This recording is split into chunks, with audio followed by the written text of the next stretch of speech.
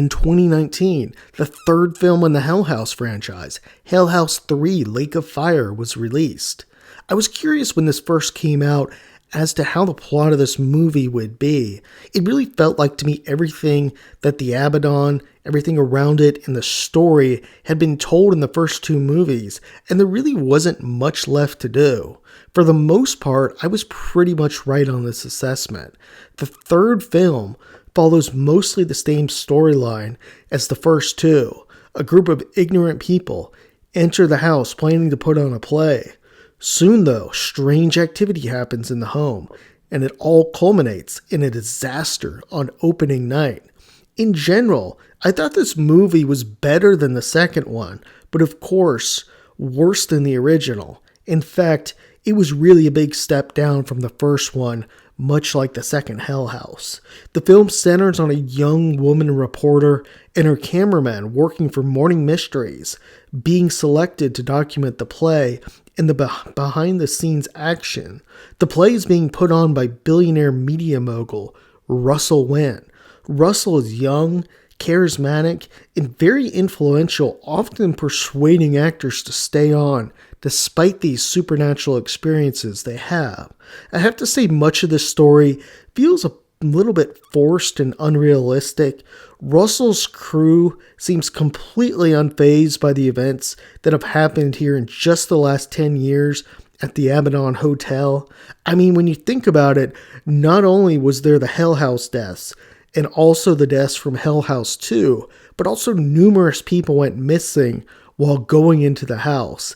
If I was an actor, I'd be absolutely terrified to be working in this hotel, but none of that seems to be a big deal, and they seem to be working around these things with like a buddy system, okay? The movie proceeds much like the first movie, with escalating events that eventually lead to everything culminating on opening night. The opening night, though, was done poorly, and it was really kind of silly. While the first film relied on leaving things to the viewer's imagination, this movie was a bit much in how the people were attacked. We saw a portal open up in the basement, a bunch of cloaked beings run out, and it basically just turns into a bloodbath. This really didn't work, though. The original was so good because it didn't show much of the events, and there was so much mystery around what happened. To make things even worse was the twist at the end with Russell. It's revealed earlier in the movie that the only way to close the portal to hell is if an angel does it. And we learned earlier in the film Russell had some sort of near-death experience and miraculously survived. Russell survived only so that he could come to the Abaddon Hotel and ultimately close this portal. So much of what happens with Russell is really a mystery during the movie. At times you think he's evil and he clearly has some sort of connection with the Abaddon Hotel.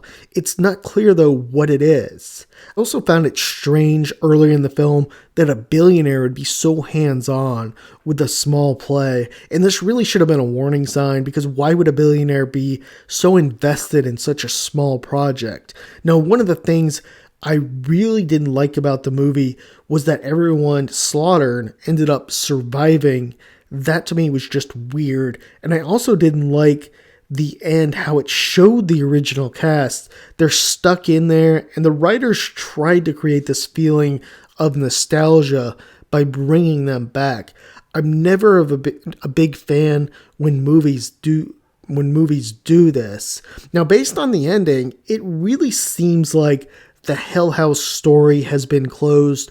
However, there's a fourth film and a fifth film coming out soon. The fourth film's already out. The fifth, I think it's coming out in 2026. And the fourth film is, from my understanding, more of a prequel. The fifth film, I'm not sure what direction the writers can really go here. The portal's been closed. Maybe some type of demonic group's going to reopen it, or maybe it will be a continuation of the fourth film, the prequel. That's possible, and since I haven't seen it yet, it's really kind of tough to speculate, but it kind of feels like the story is done at this point. There's not really a lot of other directions they can go. Overall, I'd say this is an okay horror film. It's something to keep you entertained.